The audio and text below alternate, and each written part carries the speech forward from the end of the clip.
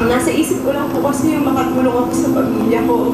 Yung motivation ko dati makabili na ako ng cellphone na may camera kasi.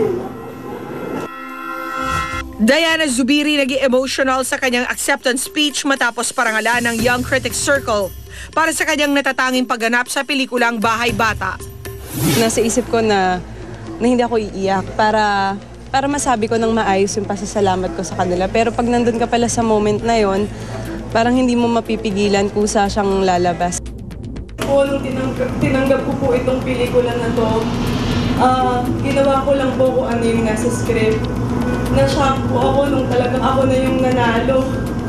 Kasi po nakita niyo naman dun sa pelikula, wala po akong ginawa kundi maglakad ng mga. Hindi po ba nakakapagod din naman yung maglakad ka ng mga? June 27 sa UP Diliman ginanap ang nasabing award ceremony kung saan natanggap ni Diana ang kanyang kauna-unahang award, ang Best Performance by an Actress in a Lead Role. Kasi po ito po yung kauna-unahan na nakatanggap ako ng ganitong award. Hindi ko po alam kung ano yung pakiramdam. Tapos naramdaman ko po doon habang umaakyat ako ng stage, habang nagsasalita. So, nag-iintay po ako ng panibagong break para gumawa po ulit ng mas maganda pa dito sa ginawa ko sa Bahay Bata.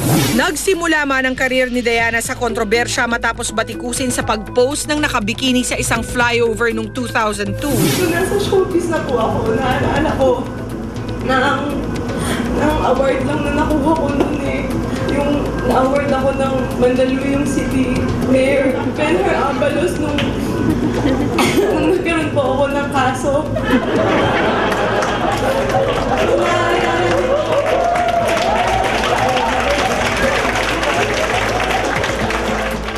Alam po yung malaking award na dalo po. Pinasangkot ako noon dahil po sa indecent exposure nung nag-pictorial po ako para po sa FHM. Ngayon natikman na ni Diana ang tagumpay and she promises that this won't be the last. Maraming salamat po sa miyembro po ng YSC.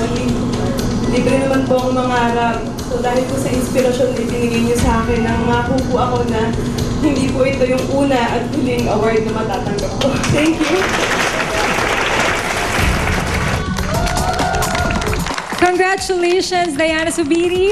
Nagsanga-sanga na ang mga issues sa pagitan ni Annabel Rama at Nadia Montenegro nitong linggo lang. Kaliwat kanan ang development ng mga kaso nila. Narito po ang latest. Nitong linggo, sunod-sunod ang naging development sa magkakahiwalay na kasong kinasasangkutan ni Annabel Rama at pamilya ni Nadia Montenegro. Lunes ng umaga muling nagkaharap ang magkabilang kampo sa Quezon City Regional Trial Court Branch 92 ni Judge Eleuterio Bathan. Ito ay para sa arraignment ni Annabel bunsod ng 14 counts of libel na isinampa sa kanya ni Nadia. Obligadong sumagot siya na not guilty. Doon nakakainis eh. Doon ako inis na inis. Bawat basa sa kanya, not guilty, not guilty. Parang, asan yung tapang mo na sinabi mo lahat dyan? Kasi masaya kami na natuloy yung arraignment. Kasi this is the first step through litigation, through the legal process. Binasahan siya nung information, yung 14, at pagkatapos po nun ay susunod na yung mediation. Binigyan ng korte ng 30 araw para sa posibilidad ng pag-aayos ang magkabilang kampo. Upon order of the court, we were asked to mediate. Ibig sabihin, mag-uusap lang ho yung dalawang partido at titignan kung ma-mediate nga itong kasong to. But I'm not open to any mediation. I'm not open to any settlement. I'm not open to anyone who will try to fix us. Naging usapin naman ang pagbawi sa warrant of arrest ni Annabel na inilabas ng June 11 dahil sa hindi nito pagsipot sa una nilang arraignment schedule. Hindi lang pagkakaintindihan yun. At, so, kung little miscommunication, at sabi ko nga, nagpapasalamat kami na naintindihan at na napagbigyan yung aming yung warrant, na i-lift yung warrant. No? Ngayon, hindi na siya pwede mag-absent. Hindi na. Yeah. At least ngayon, alam niya na lahat pag tinawag ka ng korte, dumating ka. It's a lesson learned. I hope she learned her lesson well. Lunes ng hapon muling nagkaharap ang magkabilang kampo sa Caloocan City Prosecutor's Office. Para naman ito sa kasong 4 counts of libel and unjust vexation na isinampa ng partner ni Nadia na si former Caloocan City Mayor Boy Asisio laban kay Annabel.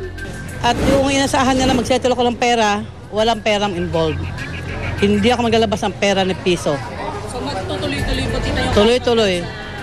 so, wala ko Hanggang saan? Hanggang Supreme Court pa ito dahil. Mahaba pa itong laban nito. Fiscal pa lang tayo eh. Wala naman akong hinihingi piso sa kanya eh. Hindi ko naman kailangan yung piso niya eh. Hindi ako humihingi ng danyo sa kanya. Ang hinihingi ko is hindi na maulit to sa kahit sino. Martes, si Annabel naman ang naghain ng reklamong perjury laban sa dati nitong alaga at anak ni Nadia na si Ina Asistio sa Pasig Prosecutor's Office. Nag-file siya sa Makati ng ipa-cancel yung kontrata niya sa akin. Oh. Mayroon siyang pirmahan na hindi naman talaga doon eh. Hindi dapat siyang pumirma, nanay. Dapat kasi wala pa siyang 18 noon, di ba?